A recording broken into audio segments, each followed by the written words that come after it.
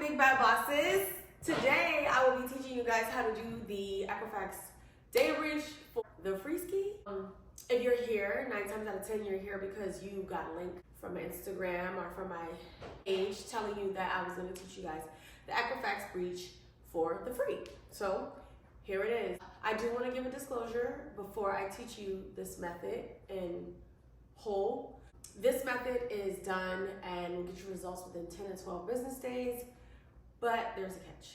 So if you use this method, beware that you will have to go through some different techniques in order to sue these credit bureaus if you do decide that you want to take that route later, if this method does not work for you, okay? So very seldomly, there are some people who this method will not work for. And just know that if you do utilize this method, you will have to take other courses of actions before you are able to sue the credit bureaus if that time comes. Okay, so I just wanted to give you guys that disclosure. Also, me personally, I don't like to use this method for my clients because, as some of you may know, the things that I dispute and the things that I want to take off of my clients' credit reports, I want them to be done and be gone for forever. I don't want them to return, right? And so this method, sometimes you will have, 2 months, 6 months, 10 months, 2 years, 5 years, and you may not see the reportings on your credit anymore, but then there is a possibility that these things will come back. Y'all know that I'm always gonna keep it 100 with y'all. I don't like to use this method because then if somebody needs a quick fix, and, they want to just do this method, go out there, obtain the things that they want to have, and then whatever happens after that, that is completely on you, not my thing. But hey, to each its own. I'm just here to give you the free information so that nobody tries to charge you for something that they shouldn't charge you for, right? So anyways, I'm gonna get right to it. I'm gonna switch over and show you my computer screen and show you how it's done.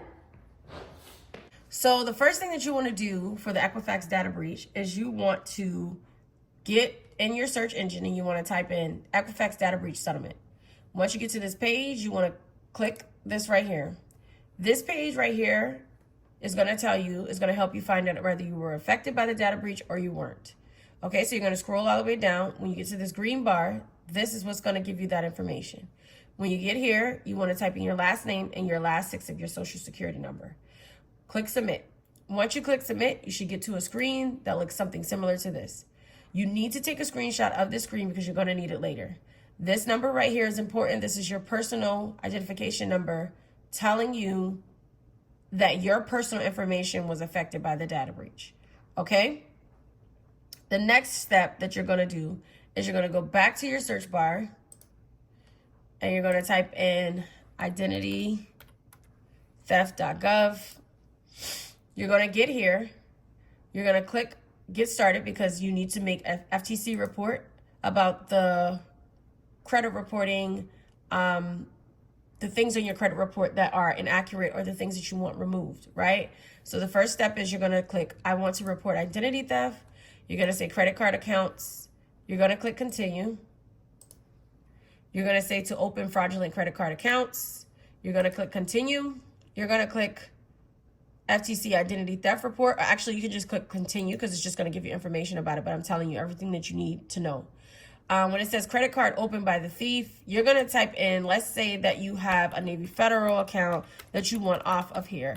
You're going to type in Navy Federal. You can choose to put this information in if you want. It doesn't really matter. Up to you. You have 5 accounts that you can add to this FTC report. If you have more than 5 accounts, you will need to create a second FTC report. Okay, so you're going to add another account. Let's say you have Kane and Wiener. You're going to put that in there. You're going to add that account. Let's say that you have a Verizon on your account that you can't get off. Let's add that account.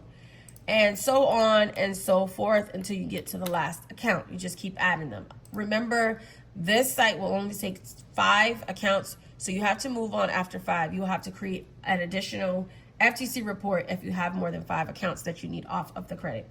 You're going to click continue. You're going to put your last name in here. You're going to put your phone number. It's going to send you a code Once you get to, I'm just going to put it's going to send you a code. All of this other stuff, you'll just need, you can put your date of birth in there, and your current mailing address. It's going to ask you the question, has the victim's legal name changed? No, the answer to that is no. Is the victim of military service? The answer is no. You can click continue. Do you know anything about the person who stole your identity? You go and click no.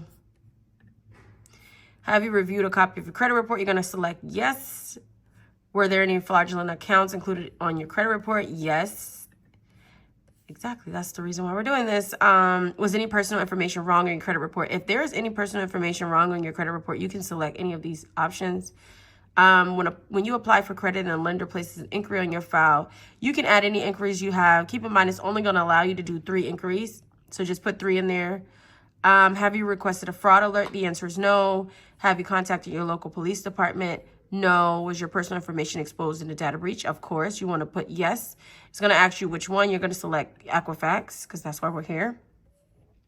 Has a debt collector contacted you about the account that isn't yours? You can select no and then continue. All right, now your personal statement is just going to simply say, you can type it. It's going to say, please remove the unauthorized accounts.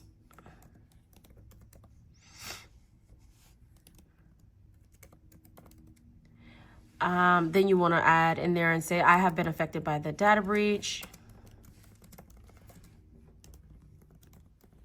Equifax data breach.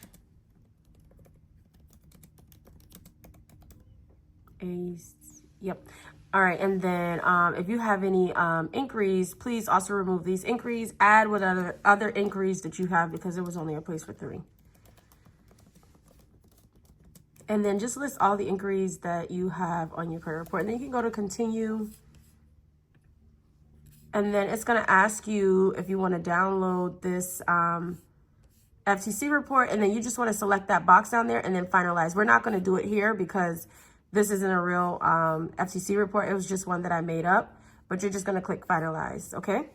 The next thing that you're going to do is you're going to go to get your the other documents that you need. So you're going to need also a affidavit. And so for us to go to the affidavit, we need to, in your search bar, you need to go to annual credit report. And you're going to go to protect your identity at the top. It's going to be the 3rd, 4th selection. And then you're going to scroll down. You're going to see something that says affidavit. This is something else that you need. This is the other document that you need. It will be all the way down right there. Complete ID theft affidavit right there at the top. You're going to hit that hyperlink. And that's where you're going to get your affidavit. Now, mind you, this is a template, guys. Just copy and paste this entire template to your Microsoft Word. And just fill in, all of the orange items with your own, personal information. And so you're going to save that document to your computer. Of course, you're going to take off Experian and TransUnion. You're just sending this to Equifax for the time being. So just remove the Experian and TransUnion address off of this template. If you scroll all the way down to this template, the other item that you need, the other document that you need, you see that 605B PDF hyperlink, you're going to click that. And it's going to produce the 605B letter. You're going to take a copy of this and you're going to need this as well. So you're going to download and save this. Okay? All right. After this, you're going to go to your CFPB. So you're going to go to the Consumer Financial Protection Bureau. And we're going to submit our complaint. We have all the things that we need. We just need to submit a complaint. So we're going to go to submit a complaint. Guys, also download you can continue to go through and show them how to submit a complaint. You're going to also remember that you want to get your ID, social, and a proof of address. And you want to have these things to submit inside this complaint as well. And then you're just going to type your password, your login and password here, and then you're going to log in. All right, guys, so when you get to the CFPB and you get all logged in and all that good stuff, if you don't have an account, you'll have to create one if you already have one. then I will suggest that you just, okay, once you get to the Consumer Financial Protection Bureau and you're all logged in, you want to select, when it says, what is this complaint about? You want to select credit reporting or other personal consumer reports, and what type of credit reporting product. You're going to put credit reporting, and then you're going to select the next button. Once you get to the next screen, it's going to ask you even more questions. The first question is, what type of problem are you having? You're going to put incorrect information on credit report. And then it says, which best describes your problem? Information belongs to someone else is your answer. And then it's going to ask you, have you already tried to fix this problem? Answer is yes. And then it says, did you request this information from the company? No, you did not. And then you're going to select next. Now it's going to ask you what happened. So you're going to put in here, please refer to the attachments. Just type it in there. Please refer to the attachments pertaining to the Equifax data breach. Okay, and then you're going to select this middle. It says, I want the CFPB to publish this. You want to select that. And then your next box will say, what would be a fair solution to this problem? And you're just going to say, a fair solution, a fair resolution would be to have these accounts removed and blocked from my credit report. And then you can list the accounts that you want to have blocked and removed. So here we're going to put Navy Federal. We're going to put Kane and Weiner, Verizon. Below this, it's going to say any inquiries that you have, you want to put in there as well. Below, it's going to ask you for some documents. And these attachments, the attachments that you need to select will be your social security number, your ID, your proof of address, which could be either a utility bill, car registration, bank statement, or a paycheck stub, okay? Those are the four things that you can use for proof of address. Do not send them a collection letter, a letter from a collection company saying that you owe them. That is weird, and I've had people do it. You're also going to put in the attachments, go back one. You're also going to put in the attachments the 605B letter. You're going to also put the affidavit that you're going to fill out. You're going to make a statement, a personal statement. The personal statement is to just simply say, hey, I've been affected by the data breach, and result of this, I am now affected, and these accounts have been listed on my credit report and they need to be removed, and your personal statement. Or you can just go to ChatGPT and let them create you a personal statement. You're going to put your affidavit in there, your 605B letter, your personal statement, and that's your FTC report, and a screenshot of the data breach file number that I told you guys to take a screenshot of earlier, okay? And then you're gonna go to next. So all of those things need to be uploaded inside of these attachments right here. The next thing that you're gonna do is you're going to select the company's name. So the company that you have in question is called Equifax. So let's just put that information in there. And then you're just gonna select from the drop-down menu, just select Equifax. You're going to select social, date of birth, and name that appears on your credit report. And you're going to put those things in. Do you want to complain about another company? No. All right, it's going to ask you for your address. Just fill in your address, and then you can select the next button at the bottom. All this other stuff you can skip. You do not need to put anything about your demographic. Only thing you need to put in there is your address, okay? You don't have to scroll. Okay, now it's just going to give you a review of everything that you have selected and everything that you've inputted in the complaint. You're going to scroll all the way down to the bottom, and then at that point, you're going to submit your complaint.